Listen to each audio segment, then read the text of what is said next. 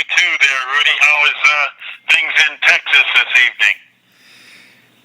Hey, it's going great, man. The weather's great, and we're just trying to, I'm off work this week, and so I'm trying to catch up on doing some things around the house. Yeah, there you go. Well, that sounds good.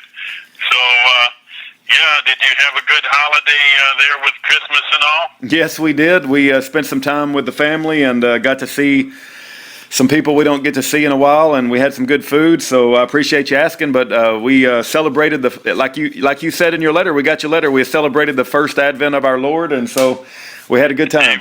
Amen. Amen. Amen. That's great.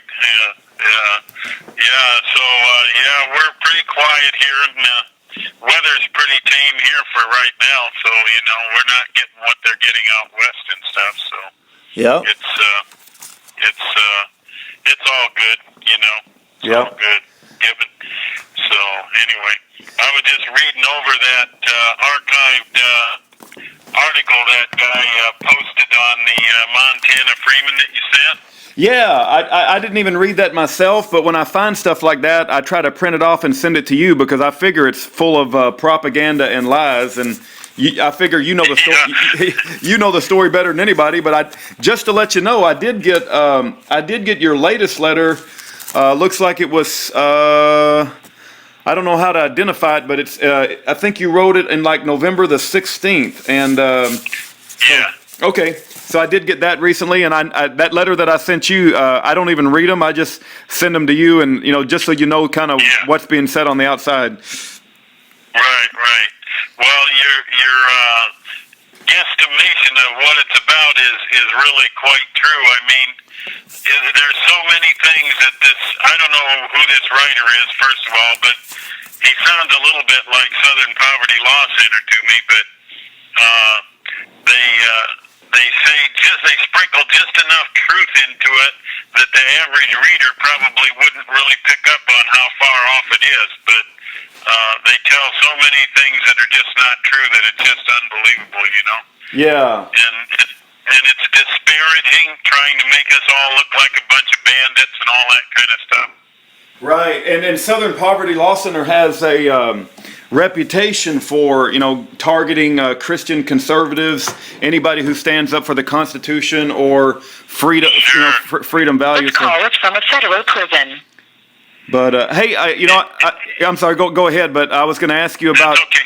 I was going to ask you. You mentioned you were given a seminar and that it might be on video at some point, and I wanted to try to get my hands on that because I think that would do a lot in helping to explain to the people what you were all about. But I just haven't been able to find that video yet. Right. Well, the videos were never commercially produced, but people that were in the seminars were encouraged to videotape them, and we could come across some. Like I mentioned, the Samuelsons, of course, they were there in New York when they terrorized us up there and stole our van and everything else after our seminar at the Travel Lodge International there at Kennedy Airport. Gotcha. And they might have a video, but I don't know positively. They also might have a copy of all of the 3 volumes, the seminar in the 3 volumes that it was in, Okay. Well, and I've tried to look up their names. I think it was Dana, and you made a joke about your wife is named Dana, and this person's name is Dana, right. and then you had a nephew, niece or nephew named Dana. So it was Dana and Rosemary, right? And but I haven't. That's right. Yeah. I haven't been able to locate them yet. I've kind of done a little bit of looking. I haven't done a whole lot, but part of the challenge is finding who these people are. So. Right. Yeah. I don't know. My daughter has found some stuff on the internet or whatever it is out there about Dana, but nothing current. We don't know what they've done to my wife. We Wow, that's extremely disturbing. I mean, I can't even imagine what must be going through your head. She was communicating with you pretty regular, and then all of a sudden, just go absolutely silent. More. Yeah. Yeah.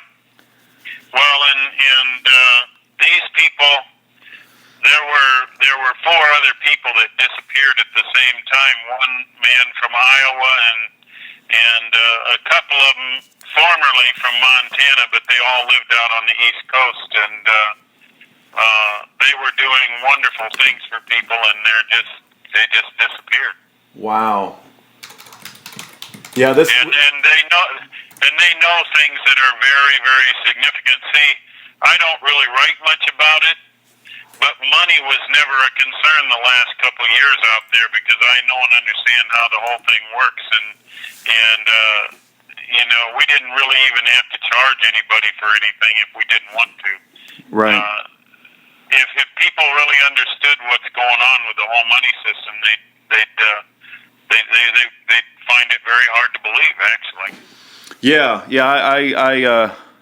I kind of recognize some of that, and I think it's absolutely just horrible. You know what's happened to you. You're going, like you said. I think last time we talked, you're spending 20 years in prison. You're going on your 21st year. You were set to be released, right? You were going to be released and your freedom restored, and they came up with some new bogus charges and made up a bunch of stuff that was absolutely not true. Yeah. It's all nonsense. Yeah, it's all lies, really. Yeah. Really just lies. You know, I mean, we knew they would do this to people, and we're not liking it, but we're not, you know, entirely shocked. You know. Yeah. And we also know, I don't know what you're hearing out there, but we also know that there are things and developments taking place. This whole system is fixing to completely collapse. There's no question about it. Yeah, it certainly wouldn't surprise me. I mean, I know a lot of people are saying that sort of thing. We certainly need a reset. You know, we certainly need a collapse. Yeah. So you know, because it's just absolutely horrific, and I would call it satanic. Absolutely, no doubt about it. Yep. Yeah. But I mean, see, and we really weren't teaching everybody everything we knew, but we were helping people that we could never have helped if we hadn't known what we knew. And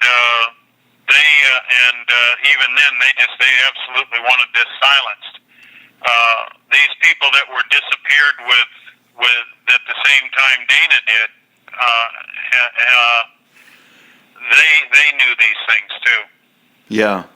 And it'd be a great last chapter for Grissom's book on the Federal Reserves or on the Creature of Jekyll Island, you know. Oh yeah, Yeah. No, that book changed my life. The Creature from Jekyll Island by G. Edward Griffin. When I read that book, it completely changed my life about how I viewed our evil money system, and Call is from a federal prison. I completely woke up to how evil it is. So yeah, that's a good book. Yeah, and this would make a perfect last chapter because it would tell everybody exactly what the other side of the mirror looks like. Yeah. And they've been using us all. And, you know, Proverbs chapter 6, verses 1 through 5, if we're surety for any reason, we're to do everything we can to eliminate that. And we're not even to give sleep to our eyes lest we get rid of that. And the reality is they've got the whole world at surety. Yeah. Right. They've got everybody caught up in that. That's how sick it is. Right. And there is no national debt. The debt is owed to the people. They're borrowing from us, and they're borrowing on our credit.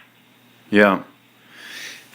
And this message you're speaking about is so powerful that they had to move you to a CMU prison. And most people, just to share with you, is they don't even know what a CMU prison is. I mean, when I bring that up, most people are like, "What's that?" You know, even though it's been in existence for, I don't know, 7 years, maybe even 10 years. Almost 10 years now. Okay. Actually, it hit the 10th anniversary here last month. Okay. Wow. It's totally unregulated. It's unlawful. It's an enterprise that is run by privateers through contract. And see, when I was discharged and got back to McCreary, and I was not designated anywhere. Technically, I was not supposed to be in prison, but they kept me there for 2 months and then hauled me over here on a BOP van, and I've been here ever since. Wow. Wow. And a lot of people, I don't. One day I was just thinking about it. That 21 years I've spent, I'm in my 9th year here. My goodness. So half of it's been after that fact. Wow. So, Do you think that since you've been in prison 20 years that some of the people that were trying to keep you silent have maybe died or moved on, and because they're letting you speak to me now, right? Which is kind of a surprise. I mean, yeah. Well, that's possible. It's probable, in fact, I suppose. You know, and all the disparaging things they say about people like Leroy Schweitzer,